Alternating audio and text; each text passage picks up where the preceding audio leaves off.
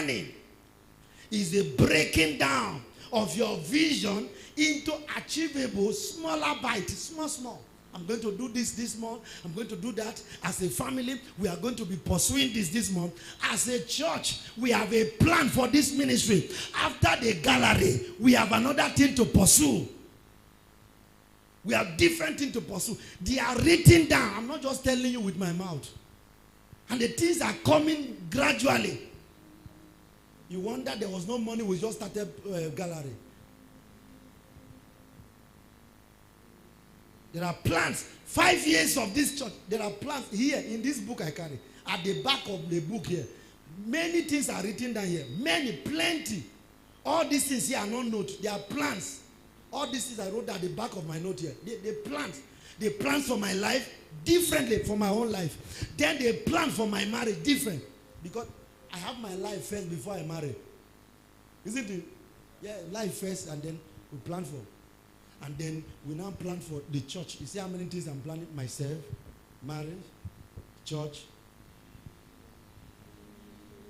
So it's very important. Begin to plan for your life. Write it down. Sometimes you will not sleep at night. Something is working on your head. Carry a pen. Write some things. Begin to pursue it. How do you pursue it? How can somebody be working in the government for 50 years and then he doesn't think, hey, one day there will be problems. Say, no, problem cannot come. Shut up. Problem can come. Problem can come as a government worker. Anywhere you are working, problem can come. As you are working, you are collecting salary. Begin to use the salary to have your own plan. Collect. Make plans. Even though it's 30,000 you are collecting, sir, 5,000, 10,000, save it for the raining day. How can the whole family, husband and wife, they have no saving culture? In a month, nothing has been saved. So they are walking into every month. All we do is to come here, morning glory is prayer. After prayer, we'll go back home. Another month again, we return back here, is prayer. Prayer without planning. We will still be coming like this and be praying. Sir, if you are listening to what I'm saying, within the next 1 to 2 years, this church will be balanced in financial capacity. Everybody here will be balanced. If you, as you are hearing this, if you can put it to practice, everybody will be balanced here. Small, tight, nobody to put, we don't need to put anybody under pressure. But sir, we are putting under pressure because there is no planning. Only few are planning for their life. The only thing we do is to gather here and be praying. And prayer alone does not solve the matter. You must plan your life. You must engage in action. What are you doing for a living? It's planning. How can you be in the church for 5 years and doing nothing? One of our sisters who left this place, I kept on telling her, how can you be in church since you joined this church? It's either you are asking for money or you are asking for money. Since you joined the church, you have not changed. Is that demon?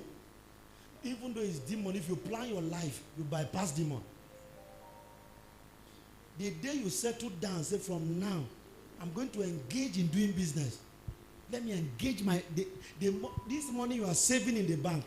Carry it and investing in the business calculative. And you know business, you must do a risk when you are doing some business. Step into risk taking. You don't want to take risk. Hey, what if my money? What if all my money go? What if your money did not go? What if you invest back? Have you thought of that before? The only way you think all the time is one way. What if my money go? My money go. Like what we are doing there now is very risky. The risk is saying that at the sea, military people can invade. At the time, military people can come in. And everything it's very risky. But it is a risk not to take a risk. So it's better to take a risk. It's better. Take it. And since it has been fine.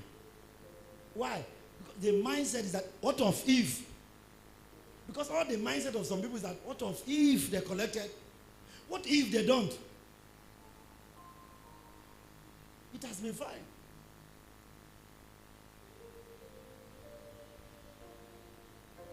I'm wasting your time already.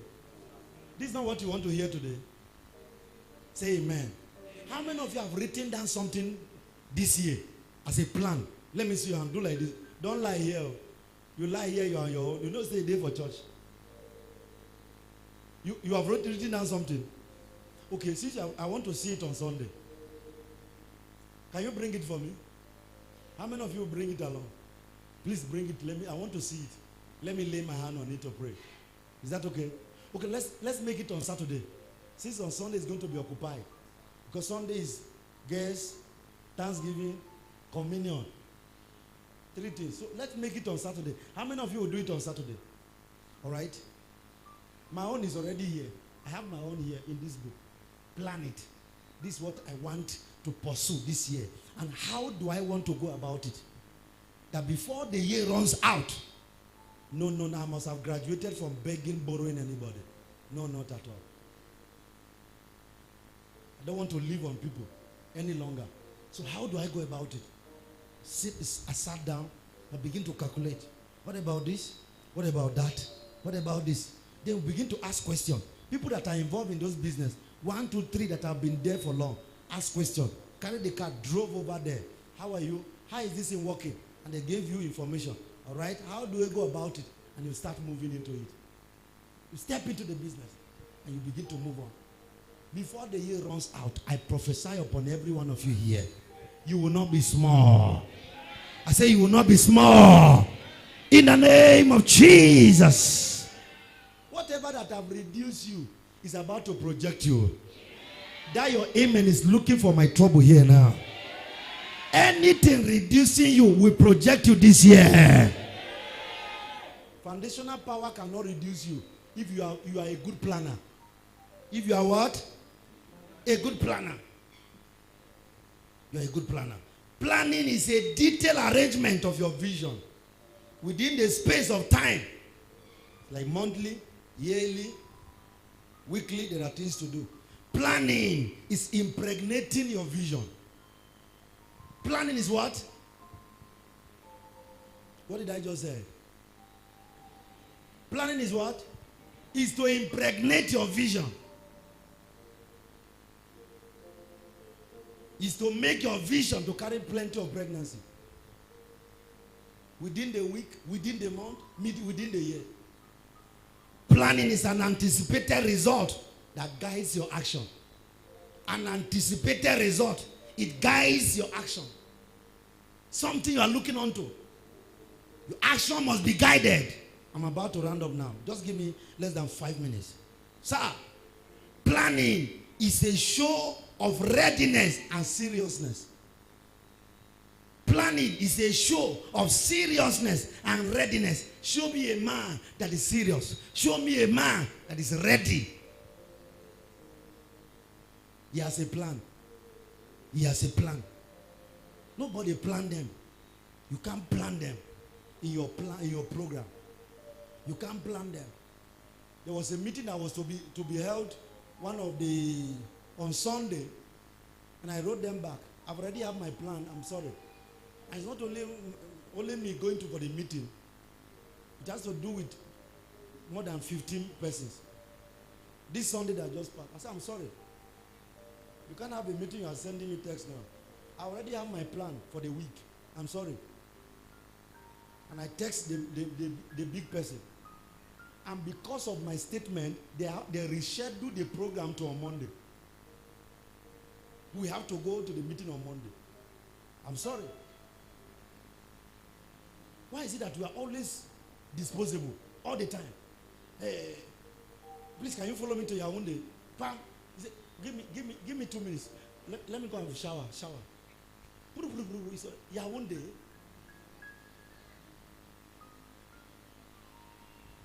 One little black girl coming to this church, always sitting at the back. Usher gave that lady wrapper to put on to come out one day. Somebody said, can you follow me to Nigeria? I said, why not? What am I doing here? You know, nice in Nigeria. It's follow. The person that took her to Nigeria, the person have disappeared. Now it's in Lagos. Every day my phone. Please help me. Help me, oh, help me. Help me, oh, help me. What do I do? Help me. So the man who hosted me in Lagos, I have to call him and give her the number to go. What if I didn't know anybody there? What would have happened? I said, please, I can't call her my daughter. Because if she's my daughter, she cannot move like that now. No, am I a loose person? I'm a disciplined person. None of my daughter can behave that kind of way. So I told baby, I said, it's not my daughter. It's somebody who come to this church. Please help her. So he has to call the protocol to look for her and to go and harvest her from somewhere. And before harvesting her, I saw the video. The face has looked like that all these beggars on the street. Within the space of time, she has already emancipated. The hunger dealt with her. You think Nigeria is like Cameroon that there's plantain everywhere you can go and pluck from? Lagos. It's not even Abuja. You think it's Limbe. You know Limbe, if you go to the backyard, you see plantain. You collect it. You go to another backyard, see cocoyam. You see mango. Because food is berekete in Cameroon. You think food is like that in Nigeria. You not carry yourself and fly.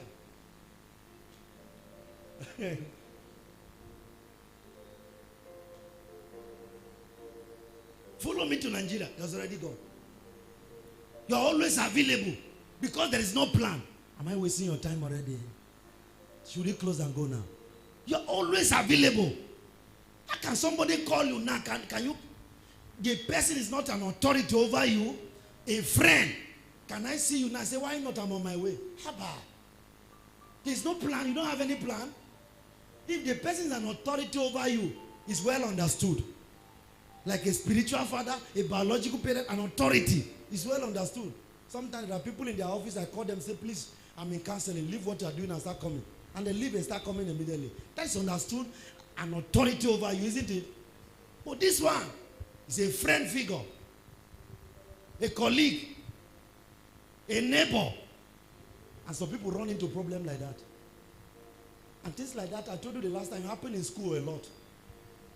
Their friend in school, their classmate in school, classmate in school is traveling.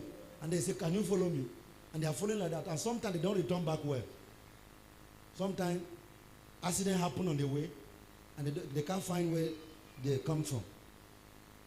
Planning makes you to provoke unseen reward. It makes you to provoke unseen reward.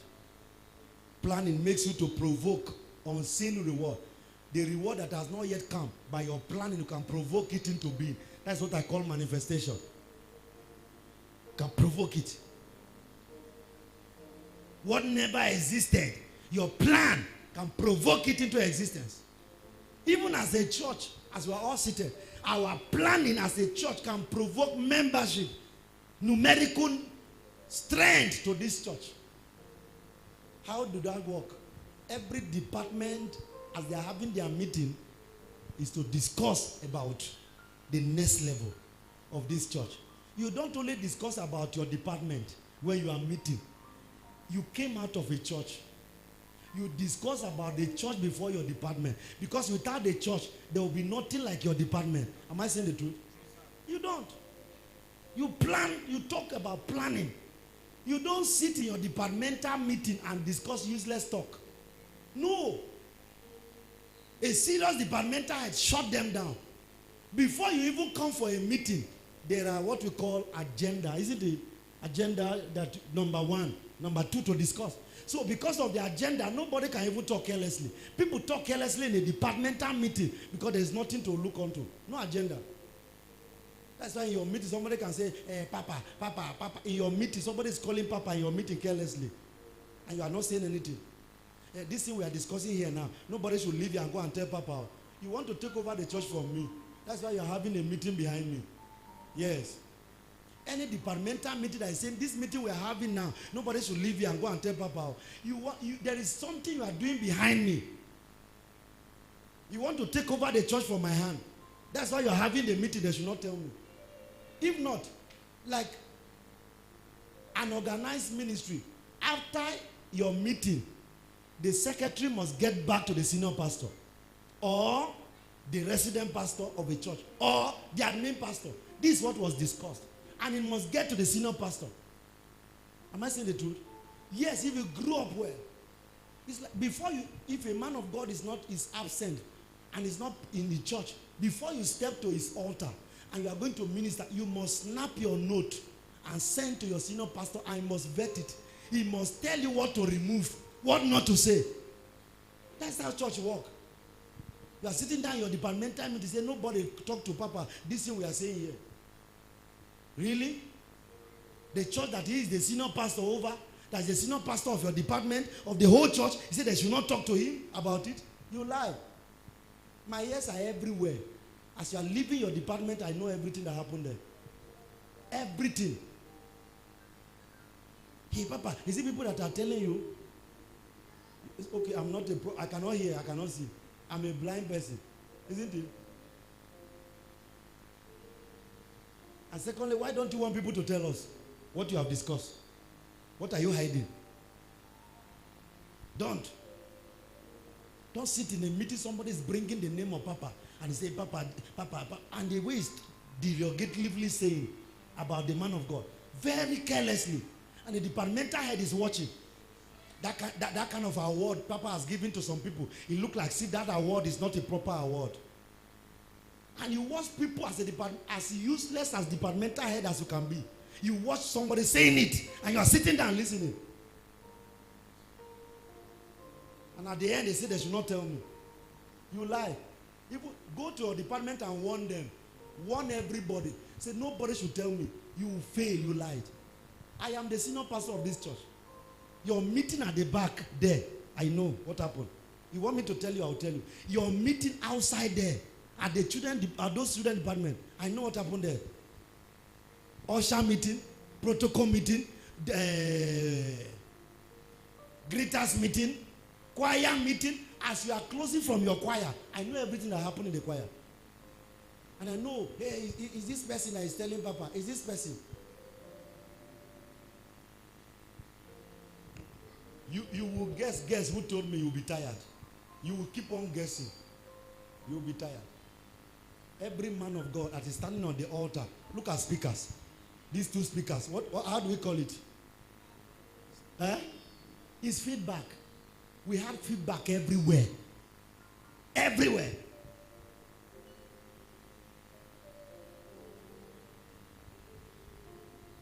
Everywhere there is feedback. Everywhere. The two of you standing, talking. A feedback will come from the two of you. One of you, feedback will come. We are the one that program it. You cannot know it till Jesus will come back. We are the one that program it. As you are discussing any careless things, we have feedback.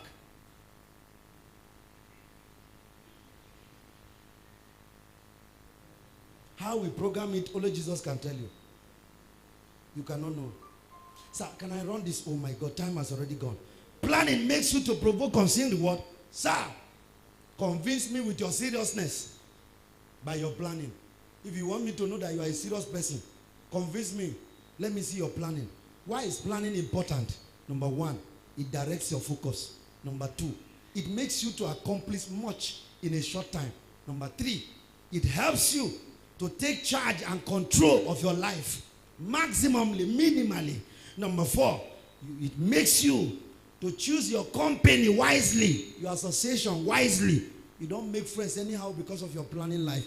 Number five, planning motivates your existence. It motivates you. Number six, planning helps you to do adjustment where necessary. You tell yourself, this one is not good for me. This friend is not good to follow me because of where I am going. This person is not fit to be in my life. That is number seven. Planning sponsors your uniqueness, your standard. How unique you get is your planning life. How standard the church look like, your life look like is your planning. Number eight, planning is a forceful displacement of resistance. If you want to resist some certain things, so it is in planning. People of God, you must plan to have a quality relationship with God. You must have a plan to have a prayer lifestyle. You must have a plan to have a fellowship with God solidly. You must have a plan to always appear in the presence of God, in the house of God. You must have a plan never to touch the God's portion that is in your portion. Whatever belongs to God that is in you, never touch it in life. Vow that you is in your care. God's vow, God's resources that is within you, and you have vowed, you must give to him. Sir, tithe is God's portion in your portion. You must donate and give to him. Offering, you must give to him, is biblical. You must understand all this. Failure to understand this, Satan can make mess of you. Sir, you must react in all aforementioned in order for manifestation. I believe we are ending here tonight, and by Sunday we have a guest, and by Thursday I bring it to an end. How many of you, the last point I wrote, how many were you able to write? How many of you wrote 5? How many of you wrote 4? How many of you wrote 3? How many of you wrote 2? Rise on your feet.